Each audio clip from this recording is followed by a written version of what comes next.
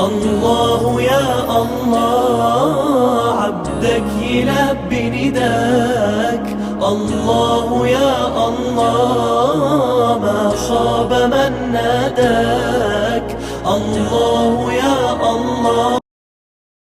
السلام علیکم ورحمۃ اللہ وبرکاتہ. کیسے ہیں آپ سب لوگ؟ میرے پروگرام مارننگ ود قرآن میں آپ کو ویلکم کہتی ہوں. آئیے اپنی صبح کا آغاز قرآن سمجھنے سے کرتے ہیں. میرے پروگرام کا حصہ بنیے اور قرآن سمجھنے میں میرا ساتھ دیجیے. اللہ تعالی ہماری اس کوشش کو قبول کرے اور ہمیں اپنی زندگی قرآن کے مطابق گزارنے کی توفیق عطا فرمائے. آج کل بہت زیادہ یہ بات سننے میں ملتی ہے. بہت سی میری بہنیں یہ بھی کہتی ہیں کہ ہم قرآن اس لیے سمجھ کے نہیں پڑھتے کہ جب ہم سمجھیں گے تو ہمیں عمل کرنا پڑے گا، اور اگر ہم عمل نہیں کریں گے تو ہم گنہگار ہوں گے. تو میں اپنی ان بہنوں کو ان کی یہ غلط فہمی ضرور دور کرنا چاہوں گی کہ جب ہم قرآن کو سمجھ کر نہیں پڑھتے، ہم صرف ناظرہ پڑھتے ہیں تو ہم حق ادا نہیں کر رہے ہوتے، وہ ہم اس کے ساتھ زیادتی کر رہے ہوتے ہیں. لیکن جب ہم اس کو سمجھ کر پڑھتے ہیں تو یہ ہماری بہت سی مشکلیں آسان کر دیتا ہے. یہ ہماری زندگی کو مشکل نہیں بنائے گا، یہ ہماری بہت سی مشکلیں آسان کر دے گا، ہماری زندگی کو آسان کر دے گا، ہمیں رہنمائی دے گا اور ہمیں دلی سکون بھی عطا کرے گا. اسی لیے ایسی سوچوں میں مت پڑے. یہ شیطان کے بہکاوے ہیں، یہ شیطان کے ہتھ کنڈے ہیں جو راہ راست سے روکنے کے لیے، جو قرآن سے روکنے کے لیے انسان کو استعمال کرتا ہے، کیونکہ اس کا تو کام ہی ہمیں راہ ہدایت سے بھٹکانا ہے. اور راہ ہدایت کہاں سے ملتی ہے؟ یہی ہم دیکھ رہے ہیں، راہ ہدایت قرآن سے ملتی ہے. تو قرآن شیطان کے ہتھ کنڈوں میں آنے سے بچیں اور آئیے قرآن کی طرف اور قرآن کو سمجھنے کی کوششوں کا حصہ بنیے. تو ہم نے سورت شروع کر رکھی ہے، سورت البقرہ. سورت بقرہ کی ہم نے آیت نمبر 67 سے لے کے آج ہم کریں گے 73 تک. 67 سے لے کے 73 تک وہ واقعہ پچھلے لیکچر میں جس کا ہم نے سیاق و سباق دیکھا تھا، جس کی وجہ سے اس سورت کو البقرہ کا نام دیا گیا ہے، وہ واقعہ یہاں پر بیان ہوا ہے. اب ہم ان آیتوں کا ترجمہ کریں گے اور ترجمہ کرتے کرتے ہم ان آیات کو، اس واقعے کو اچھی طرح سے سمجھیں گے.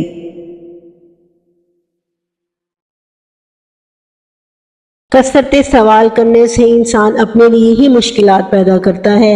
ایک دفعہ ایک صحابی رسول نے اللہ کے نبی صلی اللہ علیہ وسلم سے سوال پوچھا کہ اے اللہ کے رسول، کیا حج فرض ہے؟ آپ صلی اللہ علیہ وسلم نے فرمایا ہاں جی فرض ہے. پھر انہوں نے پوچھا کیا ہر سال؟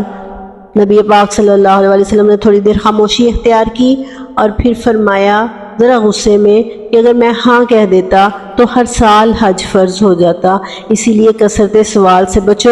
تو صحابہ کرام جو ہمارے پیارے نبی کے صحابہ کرام تھے، وہ کثرت سوال سے بچتے تھے، ایسے سوالات جو مشکلات میں اضافہ کر دیں. اور قرآن پاک میں بھی آتا ہے لا تسألوا رسولکم کما سئل موسیٰ، تم اپنے نبی کو سوالات کر کے اس طرح تنگ نہ کرو جس طرح قوم موسیٰ نے تنگ کیا تھا. تو کثرت سوال جو ہے وہ انسان کے اپنے لیے ہی مشکلات پیدا کر دیتی ہے. اب یہ بھی یہاں پہ بھی یہی ہوا.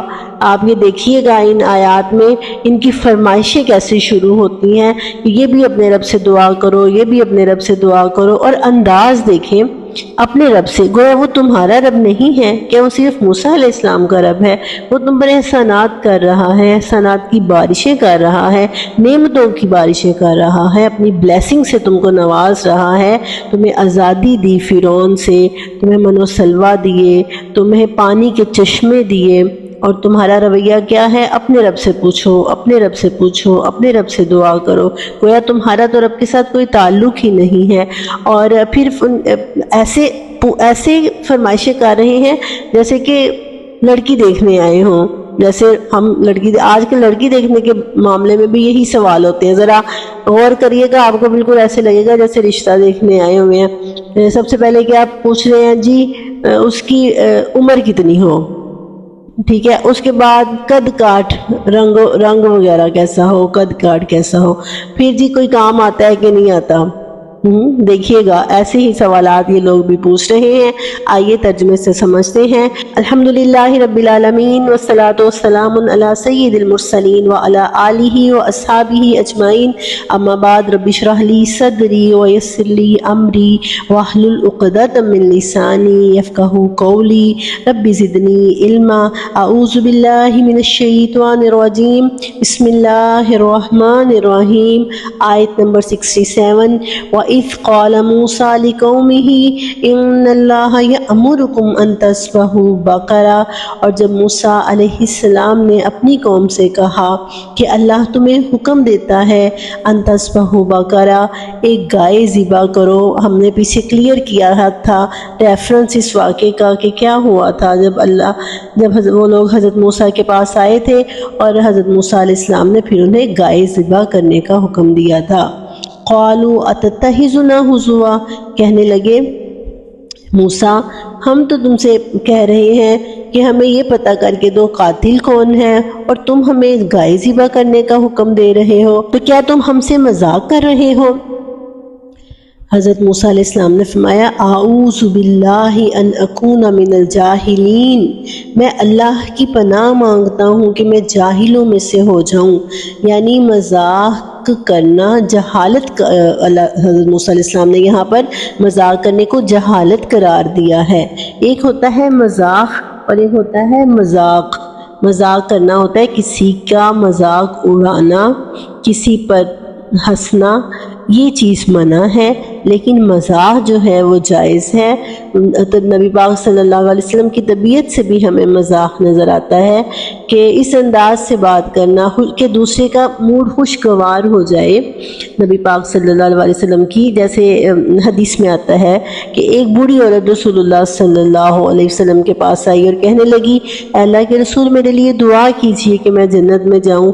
تو آپ صلی اللہ علیہ وسلم نے اسراہ مزاح اس سے کہا کہ کوئی بوڑھی جنت میں نہیں جائے گی. وہ پریشان ہو گئی تو ساتھ ہی آپ نے فرمایا کہ وہ بوڑھیا جوان ہو کر جنت میں جائے گی. اس سے اس عورت کی طبیعت خوشگوار ہو گئی. لیکن جب آپ کسی کا مذاق اڑاتے ہیں، ہنسی مذاق کرتے ہیں، تو وقتی طور پر وہ ہنس بھی لیتا ہے لیکن اس کی کہیں نہ کہیں دل آزاری ضرور ہوئی ہوتی ہے. اسی لیے زیادہ مذاق کرنے والے کو پسند نہیں کیا جاتا. اسی لیے طبیعت کے اندر مذاق اور یہ جو فرینکنس والا رویہ ہے نا، زیادہ جو فرینکنس والا رویہ ہے یہ نہیں ہونا چاہیے. یہ رشتوں کو کمزور کر دیتا ہے. تو مزاح جو ہے وہ خوشگوار مزاح جائز ہے، لیکن مذاق جائز نہیں ہے. حضرت موسیٰ علیہ السلام نے یہی فرمایا.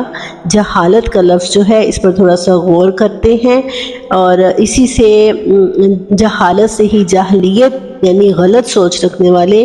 سورہ فرقان میں آتا ہے نا جہاں پر عباد الرحمن کی خوبیاں بیان کی ہیں تو وہاں پر یہ لفظ استعمال ہوا ہے کہ عباد الرحمن میں یہ خوبی بھی ہوتی ہے وَإِذَا خَاطَبَهُمُ الْجَاهِلُونَ قَالُوا سَلَامًا.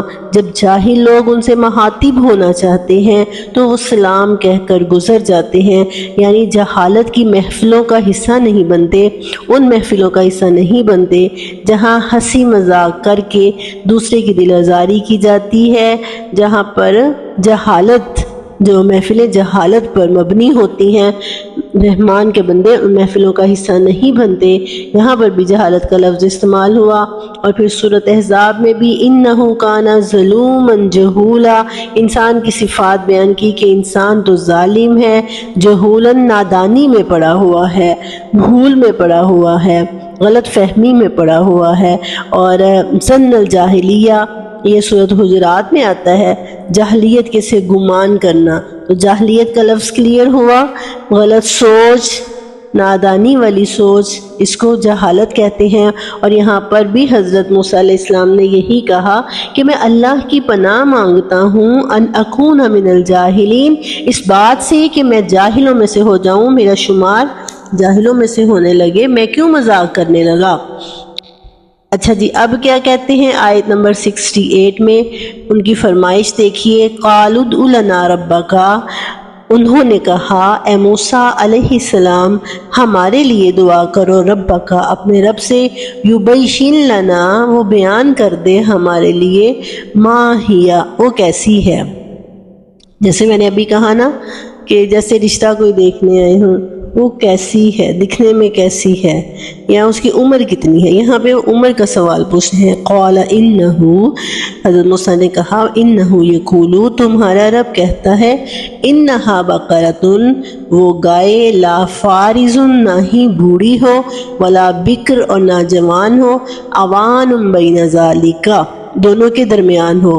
فَفْعَلُوا مَا تُؤْمَرُونَ، تو کرو جس کا تمہیں حکم دیا جا رہا ہے. یعنی ڈونٹ آسک اگین، اب اور مت سوال کرو، کر لو جو تمہیں حکم دیا جا رہا ہے.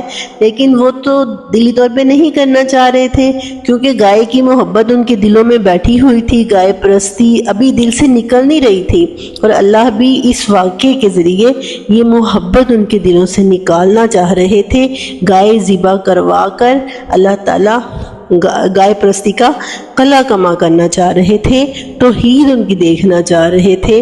اب وہ بھی ہیلے بہانے کر رہے تھے نا، بالکل ایسے جیسے ہم کسی کو کہتے ہیں بھئی مجھے پانی پلانا، وہ اٹھنا نہیں چاہ رہا تو آگے سے کہے گا اچھا کون سے گلاس میں، اسٹیل کے میں یا شیشے کے میں، پھر جی پھولوں والے میں یا سادے میں. تو اس طرح کے سوال کر کر کے کسی طرح یہ کہہ جیسے بھئی رہنے دو میں خود ہی اٹھ کے پی لوں گا، یا کھانا کسی سے مانگے تو وہ ٹھنڈا یا گرم، تم جو میں نے پکایا ہوا ہے وہ شاید وہ تمہیں پسند نہ آئے، وہ یہ ہے وہ ہے. تو یہ ٹال مٹول جو ہے نا، اس کی ایک ریزن یہ بھی ہوتی ہے کہ یہ بندہ تنگ آ کے کہہ دے کہ نہیں نہیں تم رہنے دو.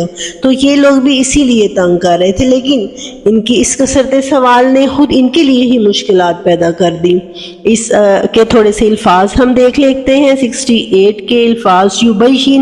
یبین کا لفظ جو ہے بیان کرے، اسی سے بینات، قرآن ہمیشہ ہی یبین ہے، قرآن کے لیے یہ لفظ استعمال ہوتا ہے. ھذا بیان للناس، واضح کرنے والی کتاب ہے، اور اسی سے بینات ہیں. اور حضرت عیسیٰ علیہ السلام کو جو معجزات دیے گئے تھے ان کو بھی بینات کہا گیا ہے. اور پھر فارس کا لفظ، بوڑھی کو کہتے ہیں فارس، اسی سے فرض. آئیے سورۃ آل عمران کی طرف میں آئیے آیت. الحج اشہر معلومات فمن فرض فیہن الحج، جو اپنے اوپر فرض کر لیتا ہے ان مہینوں میں حج. فرضا سے فرض، یعنی جب آپ کوئی فرض ادا کر چکے ہوتے ہیں، کسی کام کو ادا کر چکے ہوتے ہیں تو فارض اسی سے جب آپ جوانی کی عمر گزار کر بڑھاپے میں آ چکے ہوتے ہیں. اور بکر کا لفظ بکرتن، صبح کوئی کام کر لینا، یعنی عمر کے آغاز میں ہونا. ابکارن، اسی سے جنت کی حوروں کو کہا ہے کہ وہ بالکل جوان ہوں گی. اور ایک اور آیت، سبحوہ بکرۃ واسیلا، اللہ کی تسبیح بیان کرو صبح اور شام، صبح کے وقت کو کہا ہے. تو بکر کا لفظ جوان عورت کے لیے جو بالکل ابھی نو عمر ہوتی ہیں، ٹین ایجرز سمجھ لیں، ٹین ایجرز کے لیے. عوان بین ذالک، اس کے درمیان ہو. فَفَعَلُوا مَا تُؤْمَرُونَ، جس کا تمہیں کہا جا رہا ہے وہ کر گزرو. یہ تو ہے ان کا ایک سوال جو آیت نمبر 68 میں جو عمر کے بارے میں تھا. تو اس کا ریئیکشن حضرت موسیٰ نے کیا دیا کہ وہ عوان بین ذالک ہو. اور اب اگلا جو ہے وہ ان کا سوال دیکھیے. قالوا ادع لنا ربک، کہنے لگے کہ اپنے رب سے دعا کرو. یبین لنا، وہ ہمارے لیے واضح کر دے، ایکسپلین کر دے. ما لونہا، اس کا رنگ کیسا ہوگا. قال انہ، اب دیکھیے بالکل ویسی ہی فرمائشیں جیسی رشتہ دیکھتے ہوئے آج کل لوگوں کے ذہن میں ہوتی ہیں کہ رنگ سفید ہے یا کالی ہے. تو انہوں نے بھی یہ کہا کہ اس کا رنگ کیسا ہو. قال، حضرت موسیٰ نے کہا انہ یقولو، تمہارا رب کہتا ہے، انہا بقرۃ، وہ گائے، صفراء، زرد رنگ کی ہو، فاقع لونہا، جس کا رنگ گہرا ہو، تسر الناظرین، اور دیکھنے والے کو خوش کر دے. فاقع، گہرا رنگ. جیسے یہ فاقعوں کا لفظ ایسے ہے جیسے کسی بھی رنگ کے لیے استعمال ہوتا ہے کہ ہم کہیں گے وہ بہت سرخ ہے، شدید سرخ ہے. اور یہاں ہم کہیں گے سفید گورا، تو گورا اس کو مزید اس کی وضاحت کرنے کے لیے. تو فاقعون کسی بھی رنگ کے لیے استعمال ہو سکتا ہے. زرد، بالکل زرد ہو، लौनुहा उसका रंग तसुर्रुन नाज़िरीन जो देखने वालों को खुश कर दे, नज़रों को भाई अपनी तरफ अट्रैक्ट करे। तसुर्रुन का लफ्ज़ भी कुरान पाक में और जगहों पर इस्तेमाल हुआ है। युनफिकून फिस्सर्राई वज़्ज़र्राई, फिस्सर्राई जो खुशी में खर्च करते हैं, वज़्ज़र्राई और तंगी में खर्च करते हैं, तो तसुर्रु खुश कर दे। और इन्नल्लाहा यालमु सिर्रहुम व नजवहुम, अल्लाह ताला उनकी पोशीदा और ज़ाहिर दोनों को जानता है। तो सिर्रा ज़ाहिर, सुरूरुम मरफुआ, इसी से वो तख्त लगे होंगे, मरफुआ बुलंद। 30वें पारे में ये लफ्ज़ इस्तेमाल हुआ है। तो तसुर्रु जो खुश कर दे, ये रंग अल्लाह ताला ने बताया उसका कि जर्द रंग की। अब ये करीब करीब उसी गाय की तरफ खुद ही जाते जा रहे हैं जैसी गाय गाँव परस्ती में पूजी जाती है। पूजने के लिए जो एक महसूस किस्म की गाय होती है ना, अब इनके सवालात खुद ही इनको उस गाय की तरफ लेकर जाते जा रहे हैं। आयत नंबर 70 क़ालू उदउ लना रब्बका, अपने रब से दुआ करो, युबय्यिन लना मा हिया, वो हमारे लिए बयान करे वो कैसी है। इन्नल बकरा तशाबह अलैना, गाय हम पर मिलजुल गई हैं, हम शुबे में हैं, हम डाउट में पड़ गए हैं कि जर्द रंग भी हो, बूढ़ी भी ना हो, लेकिन अभी भी हम क्लियर नहीं हो रहे कि वो कैसी हो। व इन्ना इंशाअल्लाह लमुहतदून, हाँ अब हम हदायत पा लेंगे। यानी ये क्वेश्चन तो बिल्कुल उनका ये बात क्लियर कर रहा है कि वो करना ही नहीं चाह रहे थे, ये उनके हीले बहाने हैं। रंग बता दिया, उम्र बता दी, अब क्या चाहते हो। अल्लाह ताला ने भी और मुश्किल कर दी। इन्नहु यकूलू, हज़रत मूसा कहते हैं तुम्हारा रब कहता है, इन्नहा बकरतुन, वो ऐसी गाय हो, ला ज़लूलुन, ना ही तो वो जोई गई हो, हल जो ना जिसको कहते हैं ना ज़लूल, ना ही वो जोई गई हो, तुसीरुल अर्ज़ा के उसने ज़मीन को फाड़ा हो, वला तस्किल हरसा, ना खेती को पानी पिलाया हो, मुसल्लमतुन, बिल्कुल सही सलामत हो, ला शियत फीहा, उस पर कोई दाग धब्बा ना हो। क़ालुल आन जीत बिल हक़, कहने लगे कि अब आप हक लेकर आए हैं। फ़ज़बहूहा, फिर उन्होंने इसे ज़िबा किया। और अल्लाह कहते हैं वमा कादू यफ़अलून, लगता नहीं था कि वो ऐसा करेंगे। ज़ुलूल कहते हैं जिससे हल जोए गए हों, काम लिया गया हो। और तुसीर का लफ्ज़ अल्लाह ताला ने कुरान पाक में बादलों के लिए भी इस्तेमाल किया है। इसी से सौर भैल को कहते हैं, बकरा गाय और सौर भैल, और बकर दोनों के लिए इस्तेमाल होगा। गाय जब दोनों के लिए इस्तेमाल करना हो तो बकर, और जब अलहदा हो तो बकरा गाय और सौर बैल, और उसी से तुसीर। और तुसीर का मतलब होता है फाड़ना किसी चीज़ को, हल जोने को कहते थे ना। अल्लाह ताला ने कुरान पाक में बादलों के लिए ये लफ्ज़ इस्तेमाल किया है।